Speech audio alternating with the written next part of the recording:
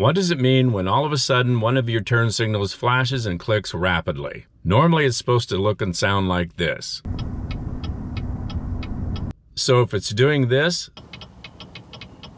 that means one of the turn signals on that side is not working, either the front one or the rear one. So put the turn signal on, get out of your vehicle, and check both turn signals on that side, the side that's flashing rapidly. The front one is working okay, but when I check the rear turn signal, nothing's happening. That's where the problem is. And 9 times out of 10, it just means that the turn signal bulb has burnt out and needs to be replaced. If you're not familiar with how to replace the bulb, look the procedure up in your owner's manual or online. Your owner's manual will also tell you what type of bulb you need to replace it with. To replace mine, I open the trunk, get access to the taillight assembly, remove the fasteners, and pull the assembly out away from the car. If you're not sure which bulb it is that needs replaced, turn on the working rear turn signal and see which bulb lights up. I twist the bulb receptacle counterclockwise and remove it. Then pull the bad bulb out. Get the replacement bulb, but make sure you don't touch the actual glass of the bulb with your fingers or hands.